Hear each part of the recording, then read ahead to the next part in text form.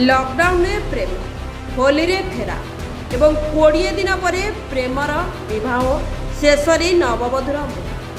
नववधू मृत्यु को नहीं साइंटिफिक टीम तदंत आरंभ अभियुक्त मानक गिरफ करने अंचलवासी दाबी ढेंकानाल जिला पर्जंग थाना लोधणी गाँव में नववधूर मृत्यु को नहीं हत्या अभियोग कर लोक मृतक जन कहते लोधणी गाँव 19 वर्षीय सुप्रिया साहू ओरफ शिखा निज घर पाखर युवक दुशासन राउत को प्रेम विवाह तेरे उभय प्रेम कोरोना लॉकडाउन आरंभ होता जहाँ गत मास होली सफल होता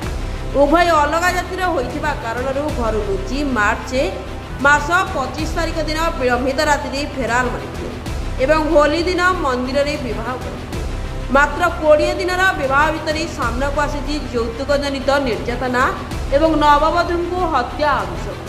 पर्जंग थाना शिखा बापा रंजन साहू अभियोग पर घटनास्थल पर्जंग पुलिस एवं ढेंकानाल जिला साइंटिफिक टीम पहुंची तदंत आरंभ कर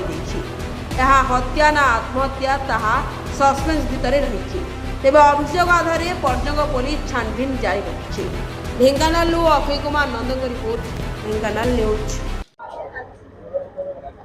रंजन साहू घर लोधणी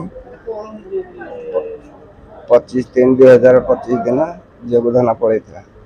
मंदिर विवाह कर घर आनिक निर्यातना दे पैसा डिमांड कही राति मार आमर दंड पातु कौन माँ भाई मैंने एमती न हो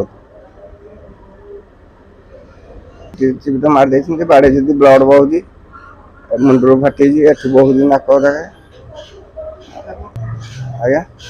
बाबा पुआ आसी आमको 11:40 मेडिकल नाला जाइना कह तुम झील रसी लगे आस मेडिकल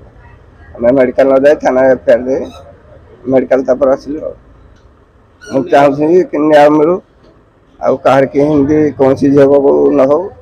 से दंड पाती जमी मुझे 55 साहू घर लोधणी झीर ददा लगे जेहतु मो झील मार्च 25 तारीख ग्राम शेष रात पुओ सागर मंदिर में मैरेज कर रही 21 दिन होनी डिमाटे निर्यातन दे बहु झील को मोर मारी मारला पर से सुसाइड ऑर्डर दे मो झीर मुंड फाटी मो झील सुसाइड कर मुंड फाटी मो घर पाखे मर्डर है मुझे जन तुम मन इच्छा मेडिकल आन कौन मोर न्याय दरकार कठोर न दर कि माँ भूणी न हो कि मोर दरकार मीडिया कहूँ मेन ता मार आसामी मेन आम आपको अरेस्ट करूँ आम डेड बॉडी उठेबू।